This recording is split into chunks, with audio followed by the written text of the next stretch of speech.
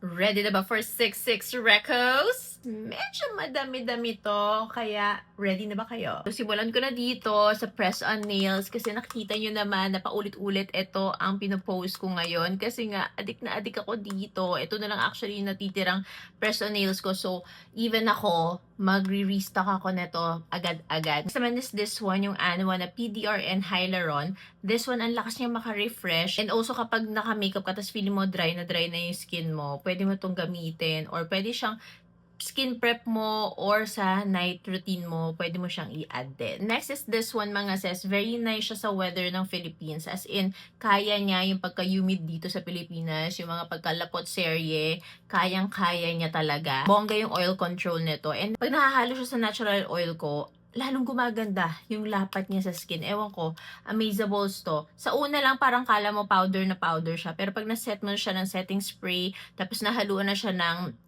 natural oil mo, ang ganda nito. Kung naghahanap kayo ng powder foundation na Bosch, very nice to. Next is this one. Kung naghahanap kayo ng cream bronzer na local brand, very nice tong kay Happy Skin X March. Gamit ko dito is yung light medium. Very perfect siya sa undertone ko and sa skin tone ko. Ayan. Very long wearing din to. Very beginner friendly din. Hindi ka mahihirapang i-blend. Para siyang nagme-melt lang sa skin mo. Next, kung naghahanap ka ng lip tint na matte, eto. Very perfect tong si BLK. Bago lang yung packaging niya, pero same formula siya mga sis. Gamit ko ngayon si Fem, yung favorite ko. Pero maganda din si Baby. Try niya din siya. And may mga iba silang bagong shades. Go for gold kayo doon. Meron akong video ng swatches. So, if gusto nyo, check nyo muna yun bago kayo mag-check out ngayong 66, okay? Chinek ko kanina, buy one, take one to. Kaya talagang sinama ko to sa 66 natin. Kahit hindi siya bagong product, bagong packaging lang, pero buy one, take one, go for gold. If naghanap ka naman ng OG na lip tint na pwede sa cheeks, sa lips, tapos glossy-glossy siya. Glossy-glossy, yung fresh-freshen lang, parang flush of color lang na long wearing. Ito, yung bagong product ni Lucky Beauty, Gel Splash. Bet ko si Honeymoon and also si Skinny Dip. And then Honeymoon. Super nice. Swatch ko na din si BLK. Ito si Fem. Ito si Baby. Next, if naghahanap kayo ng very glowy, glossy na finish na sunscreen, ito yung ginagamit ko recently, yung kay Isntree na hyaluronic acid watery sun gel. Very nice to. Actually, paubos na siya and meron akong stock pa dito. So, ito I highly recommend if naghahanap kayo ng pang-hydrating, glowy na finish, and dewy na finish na sunscreen. Very nice to. Very nice na parang skin prep mo na din. Next naman is this one from Popic mga sis. Hanap ko yung Nourishing Lip Oil. Ito, very nice tong Pink Lemonade ni Popic. Super nice to. Even si Natalia, bet na bet to. Ginawa ko lang actually ito sa makeup kit niya. O, diba? Ako pa yung nanguha. Pero super nice na to for thunders, pang bagets, carry boom boom to. If naghanap naman kayo ng lip gloss, ayan, this one, super nice tong bago ni Popic din. Shade na bet ko is si Grape Jam and si Cool Melon. Swatch ko lang sa inyo. Maganda sa kanya, travel friendly siya. Ayan o, sobrang liit lang niya.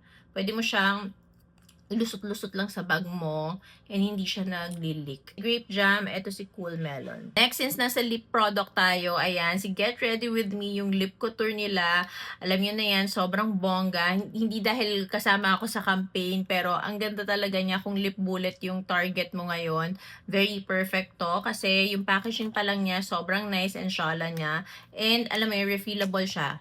Ayan, pwede kang bumili lang ng refill and then palit-palit ka na lang. Meron ka nang lalagyan mismo, 'di ba? And magnet pa siya, 'di ba? So, meron silang promo na buy 2 get 1 free na refill. So, ang ma-recommend ko na 2 is si Ray. Ito yung pinaka-favorite ko. Si Freya, ayan, maganda din si Freya. Si Felicity maganda din actually.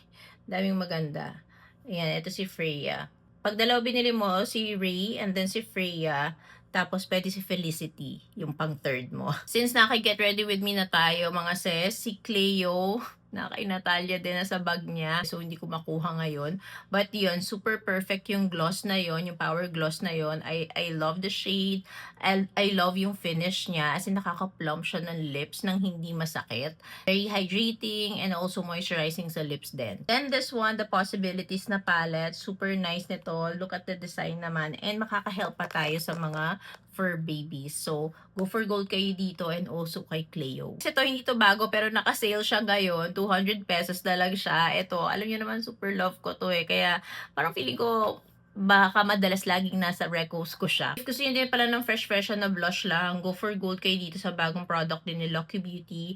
Ano bang tawag nila dito? Yung Radiant Complexion Serum Drops nila. Super nice nito. Ito yung blushing. Ang ganda niya, fresh talaga yung atake niya and very lightweight lang. Since nasa blush tayo, ito talaga ang gamit ko. Even nung nag-Taiwan kami, ito din yung dala ko. Ito din yung gamit ko ngayon. Si Lily. Sobrang favorite ko talaga to. Pero kung hindi ito yung mga bet mong shade, okay lang. Kung silang shade na to, pili na lang kayo. Very long wearing din to. Kahit siya lang yung gamit mong blush. Next naman si Lip Mallow. Ito, bago din yung packaging niya. Pero ito, bagong shade to. Si Mochi. Ito yung gamit ko recently na lagi yung tinatanong na, Miss Jen, anong nasa lipi mo? Anong nasa lipi mo? Ito siya. Si Mochi na Lip Mallow. Gamit ko talaga to. Nung nag-Taiwan, dala-dala ko din to. Salitan sila nitong ni BLK.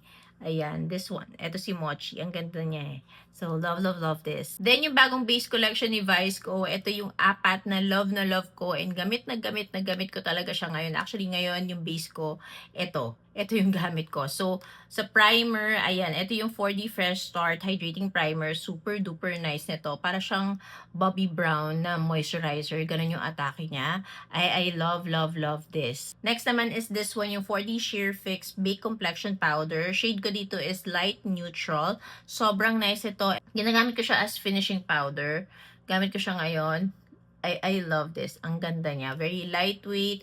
Hindi siya nakaka-cakey. Ang ganda. Ang gandang finishing powder nito. Next is this one, yung illuminator nila. I love this. Gamit ko siya ngayon. Hindi siya yung OA na illuminator. So, very bet siya. Ganun kasi yung mga type ko. Yung hindi OA. Hindi ka magmumukhang oily. So, this one is in the shade Halo. Yung gamit na gamit ko. Dala ko din siya nung nag-Taiwan ako kasi nga, nabetan ko talaga siya. Gamit ko siya ngayon. Then, last kay Vice is yung foundation nila. Ito, love na love ko talaga siya. Best alternative ko siya dun sa Dior Forever Glow ko. Sobrang same yung atake niya. Ayan, gamit ko siya ngayon. Ito lang din yung gamit ko na base dun sa Taiwan trip ko. Kasi ito lang talaga madalas yung gamit ko ngayon na pang base. Kasi ang ganda niya, very lightweight. Yung finish niya, very natural talaga. I love this. Pero sa mga oily skin, hindi ko lang sure if very boosh din sa inyo to. Pero sa akin na dry skin, mahal na mahal ko siya. This one naman from Careline. If naghahanap kayo ng parang mga e.l.f.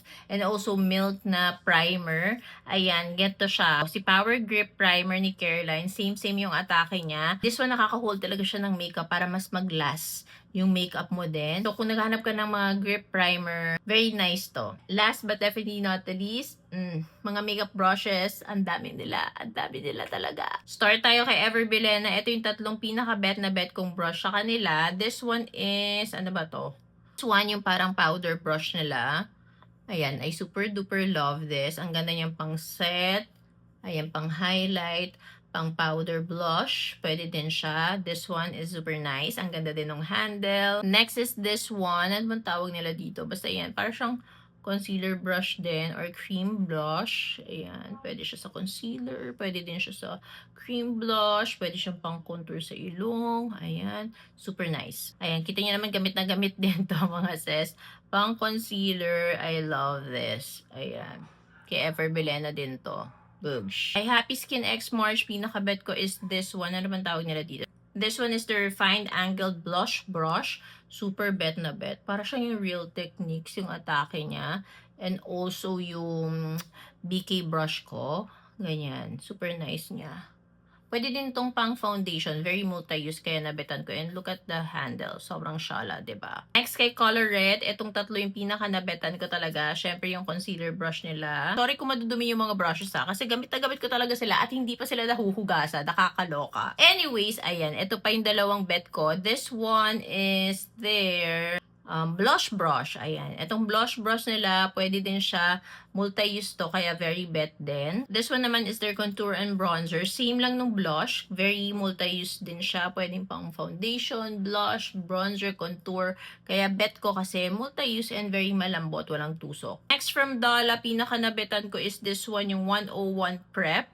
Ayan, sobrang nice niya for concealer, for contour sa ilong, bugs to. Next is the 401 color. Ayan, very multi-use din to for foundation, blush, contour, bronzer.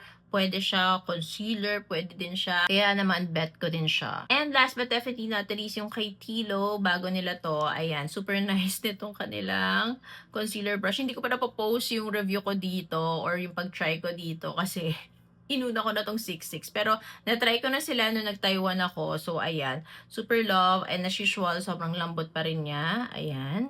Very bouge tong kanilang, ang tawag ba nila dito? Mini angled cream brush. Ayan. Super nice. Next is this one, yung flat angled cream brush nila. This one, I love it kasi pang blush. And then, pang foundation. Ang ganda din niya. As in, talagang hagod na hagod. At mabilis lang siyang makablend. Super perfect nun. Ayan. Yung atake niya, para siyang yung kay Dala. Ganito yung atake niya. Ito, love, love, love. Ang bilis niya makablend and sobrang lambot din talaga. Walang tusok. And this one, I love this, yung angled powder brush nila. Kasi ang ganda talaga ng pagkahagod and pagka-blend ng mga bronzer ko na powder. Kahit yung powder blush ko, ang ganda niya pag ginaganyan. Very nice to. Even sa highlighter, pag ginaganyan ko siya, maganda rin eh. Kaya, I love this. Then, last is the paddle brush. This one, very nice siya kapag mag-apply ka ng foundation or ng blush mo, contour mo. Ay, yun yung gusto ko sa mga brushes na to eh, na nabitan ko. Very multi-use siya. Hindi siya yung pang-isahang ganap lang sa buhay. Magagamit mo siya ng madaming beses. Hindi masasayang yung pera mo or hindi masasayang pagkabili mo. Ay, meron pa pala akong i-reco sa inyo mga sis. Shing! Eto, yung pimple patch ni Chuchu. Super gamit na gamit namin ni Natalia to. Si Natalia pa bebe na gamit. Ako talagang pantapal ng mga pimple. Katulad ngayon may pimple akong malaki dyan. Tinapalang ko na lang siya para safe siya dyan. And also yung micro needle nila na pimple patch. Super nice din nun. So yun ang ating 6-6 recos mga sis. Comment kayo dyan if ano mga bibili nyo or kung magpapas muna kayo ngayong 6-6.